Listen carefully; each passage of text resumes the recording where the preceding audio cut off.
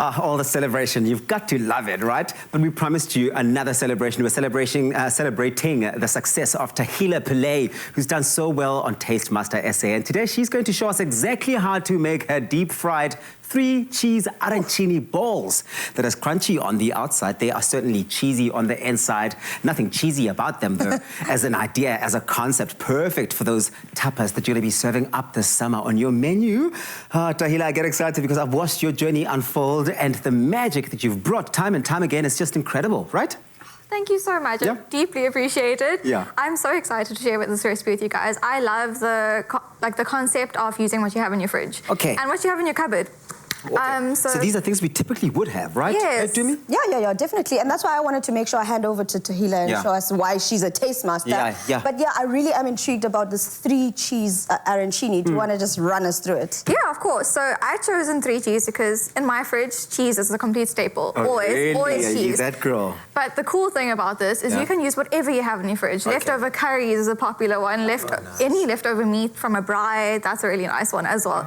So I'm just doing cheese because that's my fridge. But because your fridge is packed with cheese. Yes. But you adapt this to your fridge. Okay, great. So I'm starting off with my leftover risotto, and we're just going to add in some cheese. So this is cheddar cheese. My 3 favorite cheeses. Cheddar. Did you bring these from your fridge? Because something tells me that there's so much leftover cheese that you thought, I'm taking some cheese with me to the studio. I'll keep it a secret. Don't let a girl expose all her tricks. Yeah.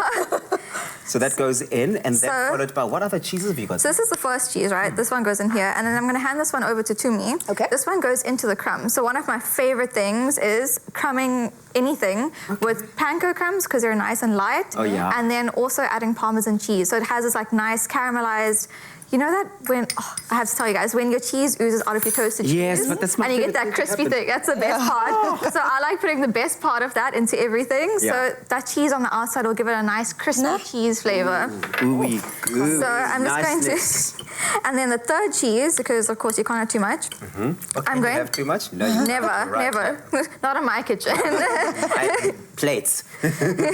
So what I'm going to do is I'm just going to grab a nice sized ball. Okay.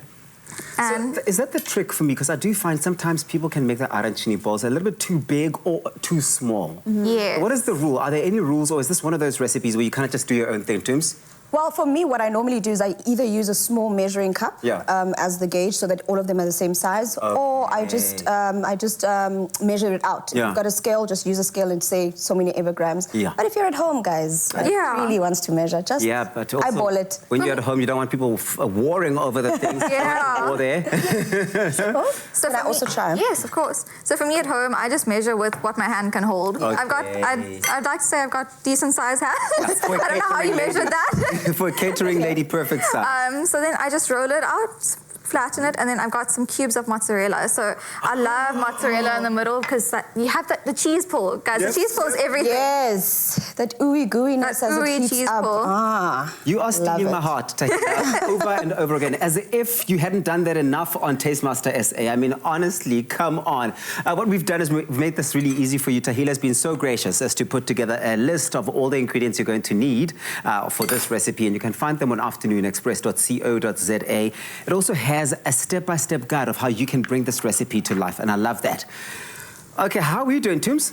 I am doing well, Mama. Like, you know, the one thing I love about having Tahila here is that I don't have to do a lot of work. All I'm doing is just spreading with these arancini balls, and then I'm going to fry them up because she's done majority of the work. The risotto's already cooked. Thank you. You're doing such a great job over here. What I love about the show is that we've got 3 generations today, don't we? We've got Tumi, we've got Jay, and we've got me. So. Jay, where is he, Vela? Jay. It's so cool. I think there's one person missing, but yes, you know, and having to see you here in your journeys, you've done so well for yourself, and just being able to cook with you here and we're doing your recipe on the show, that for me is amazing. But so once they go in the pot, what happens then? How do you know that they're ready?